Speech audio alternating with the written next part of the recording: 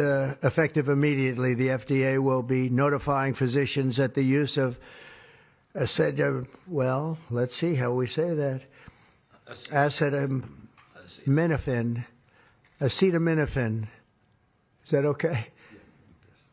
Which is basically commonly known as Tylenol during pregnancy, can be associated with a very increased risk of autism. So taking Tylenol is not good. All right, I'll say it. It's not good. For this reason, they are strongly recommending that women limit Tylenol use during pregnancy unless medically necessary. That's, for instance, in cases of extremely high fever, that you feel you can't tough it out, you can't do it. I guess there's that. It's a small number of cases, I think. But if you can't tough it out, if you can't do it, that's what you're going to have to do. You'll take a Tylenol, but it'll be very sparingly. It can be something that's very dangerous to the woman's health. In other words, a fever that's very, very dangerous, and ideally a doctor's decision, because I think you shouldn't take it. And you shouldn't take it during the entire pregnancy. They may tell you that toward the end of the pregnancy, you shouldn't take it during the entire. And you shouldn't give the child the Tylenol every time he's born and he goes and has a shot. You shouldn't give a Tylenol to that child.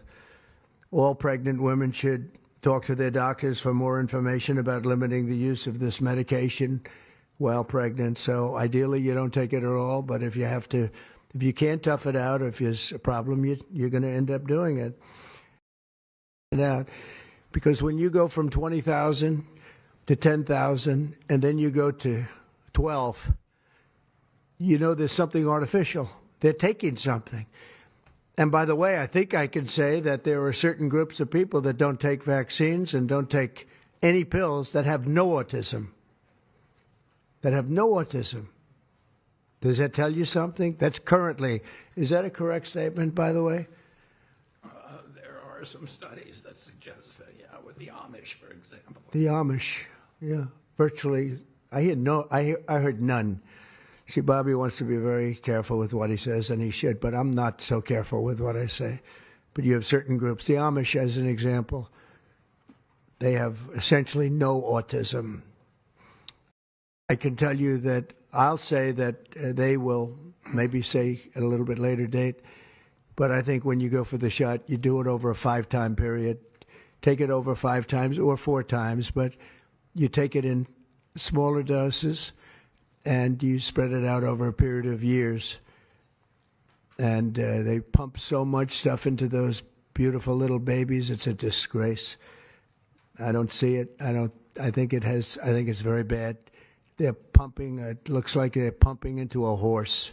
You have a little child, little fragile child, and you get a vat of 80 different vaccines, I guess, 80 different blends, and they pump it in. So ideally, a woman won't take Tylenol. And on the vaccines, it would be good instead of one visit where they pump the baby, load it up with stuff, you'll do it over a period of 4 times or 5 times. I've been so into this issue for so many years just because I couldn't understand how a thing like this could happen. And you know it's artificially induced. It's not like something that when you go from all of those, healthy babies to a point where I don't even know structurally if a country can afford it. And that's the least of the problems. To have families destroyed over this is just so terrible.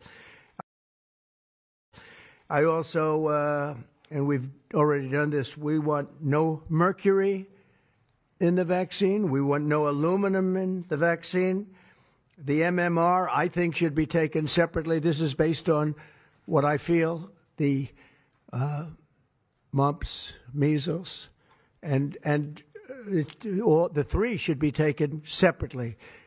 And it seems to be that when you mix them, there could be a problem. So there's no downside in taking them separately. In fact, they think it's better, so let it be separate. the chicken pox is already separate, because when that got mixed in, I guess they made it 4 for a while, it really was bad. So they make chicken pox. Individually, they're okay. When you mix them, something maybe happens. So there's no downside in doing it. It's not like, oh, if you do it, bad things. No, it's only good side. And it may not have that much of an impact, but it may have a big impact.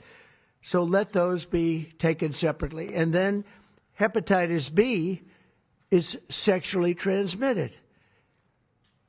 There's no reason to give a baby that's almost just born hepatitis B. So I would say wait till the baby is 12 years old and formed and take hepatitis B.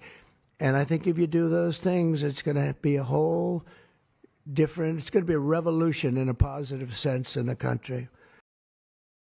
The FDA will be updating the label of an existing drug to reflect potential benefits in reducing some autism symptoms. This gives hope to the many parents with autistic children that it may be possible to improve their lives. That's one of the things that I'm very, very happy about. I mean, this was mostly going to be on how not to have the child affected, but we've learned some pretty good things about certain elements of genius that can be given to a baby, and the baby can get better, and in some cases maybe substantially better.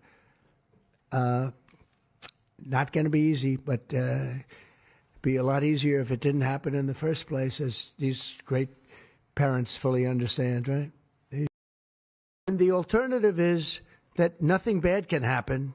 Let's do it now. I was just saying to Bobby and the group, let's do it now.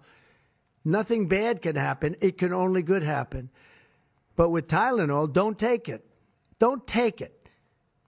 And if you can't live, if your fever is so bad, you have to take one, because there's no alternative to that.